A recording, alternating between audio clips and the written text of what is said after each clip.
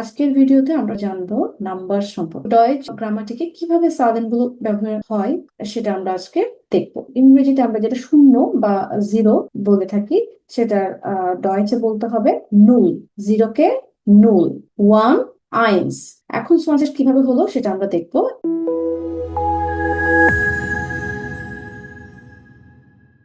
আসসালামু আলাইকুম সবাইকে। সবাইকে স্বাগত জানাচ্ছি আমাদের ইউটিউব চ্যানেল ডয়েচ মিট ফারজানাতে। আমি ফারজানা জাহাঙ্গীর আপনাদের সাথে আছি। গত ভিডিওতে আমরা আমাদের A1 গ্রামাটিকের জার্মান A1 গ্রামাটিকের আলফাবেট সম্পর্কে আলোচনা করেছিলাম। আজকের ভিডিওতে আমরা জানবো নাম্বার সম্পর্কে, মানে সংখ্যা। নাম্বারসকে ডয়েচে উচ্চারিত করা হয় সালেন বলে। আমি আবার বলছি, নাম্বারসকে ডয়েচে বলা হয় সালেন।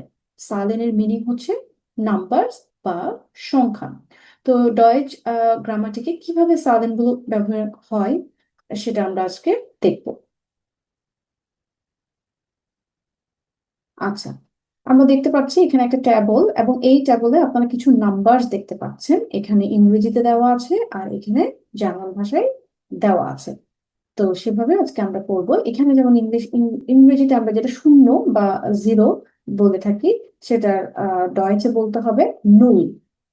জিরোকে নুল, ওয়ান আইন্স, টু সোয়াই, থ্রি দ্রাই, ফোর ফিয়া, ফাইভ ফুনফ, সিক্স জেক্স, সেভেন জিভেন, এইট আট, নাইন নয়ন, টেন সেন, 11 এলফ, 12 সোলফ। তাহলে আমাদের উচ্চারণগুলো অনেক ভিন্ন হচ্ছে। তো উচ্চারণগুলো আমাদেরকে শিখতে হবে খুব ভালো করে। কারণ হচ্ছে আপনি জার্মান ভাষায় যখন ল্যাঙ্গুয়েজে আমরা কথা বলবো তখন হচ্ছে নাম্বার গুলোও আমাদেরকে জার্মান ভাষায় উল্লেখ করতে হবে। তো আমি আবারও আপনাদের সুবিধার জন্য উচ্চারণগুলো বলে দিচ্ছি। নুল, আইন্স, সোয়াই, দ্রাই, ফিয়া, ফুনফ, জেক্স, জিভেন, আট, নয়, সেন, এলফ, সোলফ। আশা করছি সবাই উচ্চারণগুলো শুনতে পেয়েছেন। এখন আমরা জোলফ পর্যন্ত তো উচ্চারণগুলো দেখেছি, তো সোলফের পরে বাকি যে নাম্বার গুলো আছে সেগুলো কিভাবে উচ্চারিত করবো সেটা আমরা দেখবো। যেমন এখানে আমরা একটা টেবল দেখতে পাচ্ছি। এখানে আছে 13 কে যেটা আমরা বলছি দ্রাইসেন। 13 কে বলছি আমরা দ্রাইসেন।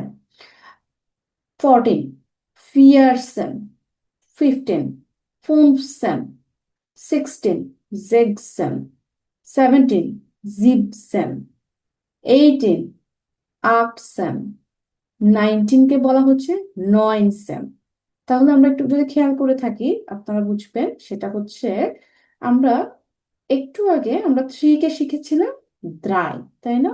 তো সেই জায়গা থেকে আমরা এখানে 13 কে আমরা প্রথমে দ্রাই বলছি, দ্রাইয়ের সাথে আমরা সেন যুক্ত করেছি।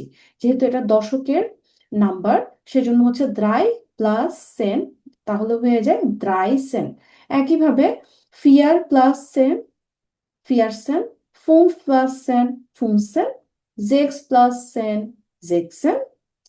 জিবেনের বেলায় কি হয়েছে, আমরা পুরোটা জিবেন না বলে এখানে যেরকম আমরা জিবেন বলেছিলাম 7 কে, তো সেখান থেকে এখানে আমরা ফুল জিবেন বলবো না, এখানে জিপ সেন, মানে জিপ প্লাস সেন, তাহলে হয়ে যায় জিপ সেন।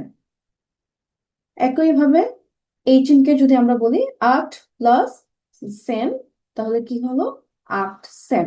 এবার আসি 19, 9 সেন। কারণ আমরা দেখেছি একটু আগে যে 9 কে আমরা 9 বলে উচ্চারিত করেছি। তো সেই জায়গা থেকে 9 প্লাস সেন, তাহলে হয়ে যায় 9 সেন। একইভাবে আপনারা প্রত্যেকটা দশকের নাম্বারগুলো একইভাবে আপনারা উচ্চারিত করতে পারবেন।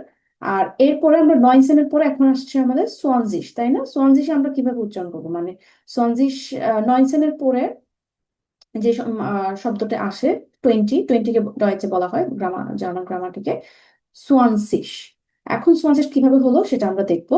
এই যে দেখেন, এখানে আমরা যে রাউন্ড যে নাম্বার গুলো আছে আমাদের ডয়েচে গ্রামাটিকে কিভাবে বলতে হয় সেটা আমাদের কাছে দেওয়া আছে। এখানে 10 কে বলা হচ্ছে সেন, আর 20 কে বলা হবে সোয়ানজিশ।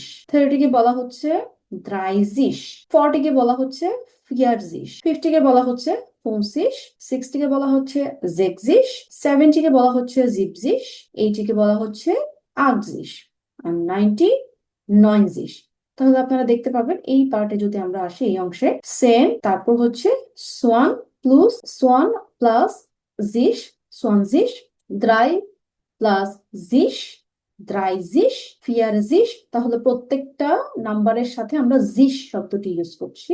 এই জন্য হচ্ছে আমরা ফাইনালি এভাবে উচ্চারিত করছি, যেমন সোয়ানজিশ, দ্রাইজিশ, ফিয়ারজিশ, ফুমজিশ, জেক্সিশ, জিপসিশ, আগজিশ, নয়নজিশ। এখন আপনারা খেয়াল করলে দেখবেন এখানে শুধুমাত্র একটি ব্যতিক্রম, সেটা হচ্ছে দ্রাইজিশের আহ বানানটি। যেমন সবকটাতে আপনারা দেখতে পাচ্ছেন সিশ, জিশ ইউজ করেছি, মানে সেট ই গে ইউজ করেছি। আর দ্রাইজিশের বেলায় ব্যবহৃত হয়েছে এস সেট, এস সেট ই কে। তো এটা আপনারা সবসময় খেয়াল রাখতে হবে।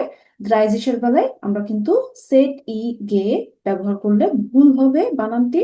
সবসময় দ্রাইজিশের সাথে বা 30-র সাথে, 30-র জন্য আমরা ডয়েচে বলবো দ্রাইজিশ, এবং বানানে অবশ্যই এখানে ডাবল এস ব্যবহার করতে হবে। তো এই তো। আর নয়েনজিশ যেটাকে আমরা বলছি 90, 90-র পরে যখন আমাদের আর রাউন্ড নাম্বার আসে 100, 100-কে আমরা বলতে পারি আইন হুন্ড্রাড। যেহেতু ওয়ান মানে আইন আমরা শিখেছি একটু আগে, আর যেহেতু শতকের ঘরে, তখন আমরা হুন্ড্রাড শব্দটি আমরা উচ্চারণ করবো। 100-কে আমরা আইন হুন্ড্রাড বলে উচ্চারিত করব। তো আশা করছি আপনারা সালেন সম্পর্কে অবগত হয়েছেন। এরপরে যদি কোনো প্রশ্ন থাকে আমাদেরকে অবশ্যই কমেন্ট বক্সে লিখে পাঠাবেন।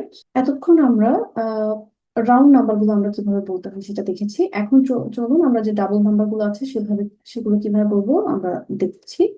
যেমন এখানে একটা ট্যাবলে আমরা দেখছি 31 থেকে 39 পর্যন্ত ট্যাবলে দেওয়া আছে। তো 31 থেকে 39 পর্যন্ত ট্যাবলের যে নাম্বার গুলো দেওয়া আছে, এই নাম্বার গুলো যদি আপনারা কিভাবে উচ্চারণ করতে হয় সেটা শিখতে পারেন বা জানতে পারেন, তাহলে হচ্ছে যে কোনো নাম্বারকেই আপনারা উচ্চারণ করতে পারবেন।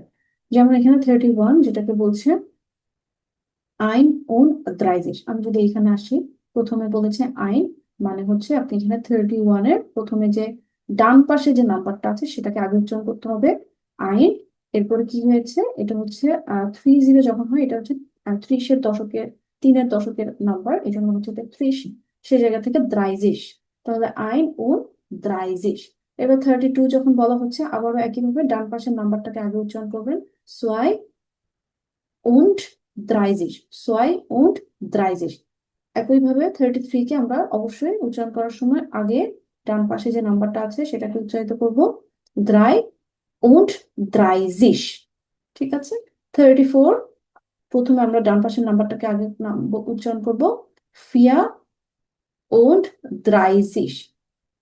35 und 30, 36-কে বলবো 36 und 30, 37, 37 und 30, 38, 38, 39, 39। আর 40-কে কি বলবো সেটা আপনারা অলরেডি জেনে গেছেন। 40-কে বলতে হবে ফিয়ারজিশ। ওকে, যেটা কিনা একটু আগে আমরা এখানে দেখেছি।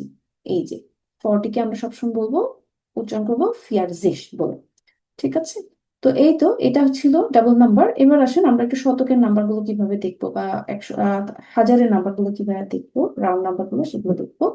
যেমন এখানে আছে 100, তাহলে এটা হবে 100, 200, 200, 300, 300, 1000, 1000, 2000 বলতে হবে 2000।